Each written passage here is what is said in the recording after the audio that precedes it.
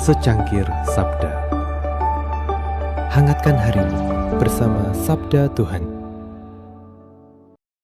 Pernahkah Anda merasa terjebak di antara masa lalu yang mengejar dan masa depan yang tertutup rapat? Kita sering menggenggam erat kesalahan kita atau kesalahan orang lain kepada kita, sampai tangan kita lecet dan hati kita mati rasa. Kita mengira dengan menghakimi atau menyalahkan, kita menjadi kuat, padahal ruang di hati kita terbatas. Jika hati penuh dengan penghakiman, di mana tempat untuk kedamaian? Hari ini kita akan belajar tentang satu kekuatan yang sering disalahpahami sebagai kelemahan, yaitu pengampunan dan kemurahan hati. Di sebuah panti jompo, ada seorang perawat bernama Maya. Dia merawat seorang pria tua, Pak Surya, yang dikenal sangat galak dan pahit. Pak Surya selalu menolak dibantu dan sering memaki siapa saja. Suatu hari, Maya menemukan tumpukan surat lama di kamar Pak Surya. Ternyata puluhan tahun lalu, Pak Surya dikhianati oleh rekan bisnisnya hingga bangkrut. Dia menghabiskan sisa hidupnya dengan menyimpan dendam itu. Maya tidak membalas makian Pak Surya dengan kemarahan. Sebaliknya, setiap pagi Maya membawakan bunga kecil dan hanya duduk diam mendengarkan napas Pak Surya. Suatu hari Pak Surya bertanya, "Kenapa kamu masih baik padaku? Aku tidak punya apa-apa untuk diberikan." Maya menjawab lembut, "Pak, saya memberikan apa yang saya miliki, bukan karena Bapak layak, tapi karena hati saya akan sakit jika saya menyimpan kemarahan yang sama seperti Bapak." Mendengar itu, Pak Surya menangis. Untuk pertama kalinya dalam 30 tahun, otot wajahnya yang tegang menjadi rileks. Dia menyadari bahwa penjara yang selama ini dia tempati bukan dibuat oleh rekan bisnisnya, melainkan oleh tangannya sendiri yang menolak untuk melepaskan. Di akhir hayatnya, Pak Surya meninggal dengan senyum, karena dia akhirnya berani memaafkan dirinya sendiri. Kisah Pak Surya adalah cermin dari Daniel 9 ayat 4-10.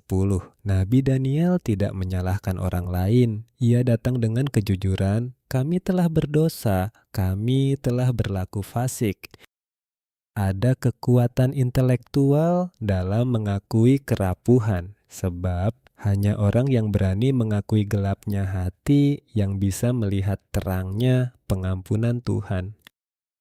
Hal ini dipertegas dalam Mazmur 79. Pemazmur berseru, "Janganlah perhitungkan kesalahan nenek moyang kami."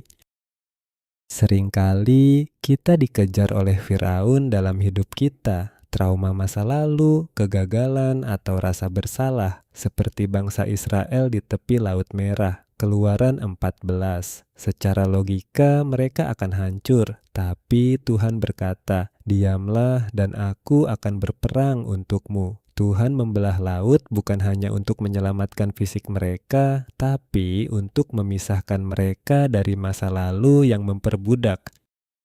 Inilah inti dari pesan Yesus dalam Lukas 6 ayat 36-38. "Hendaklah kamu murah hati, sama seperti Bapamu adalah murah hati."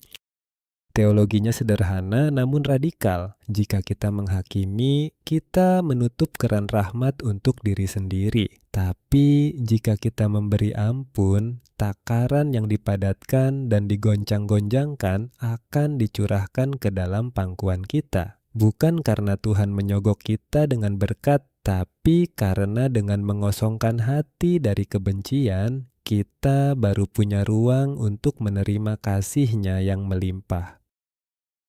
Bagaimana kita menghidupi ini hari ini? Pertama, berhenti menjadi hakim. Hari ini saat Anda ingin mengkritik seseorang, cobalah ingat satu kebaikan mereka. Kedua, akui kerapuhan Anda. Seperti Daniel, jujurlah pada Tuhan tentang kesalahan Anda. Kejujuran adalah pintu menuju pemulihan. Ketiga, beri ruang untuk mukjizat. Jangan paksa semua masalah selesai dengan logika Anda. Kadang Anda hanya perlu diam dan membiarkan Tuhan membelah laut masalah Anda.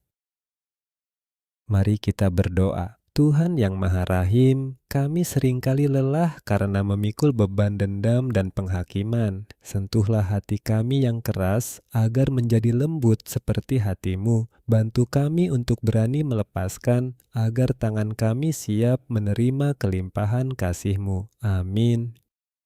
Siapakah orang yang paling sulit Anda ampuni saat ini? Cobalah sebut namanya dalam hati dan doakan kebaikannya. Mari saling menguatkan di kolom komentar jika Anda sedang berjuang untuk melepaskan beban masa lalu.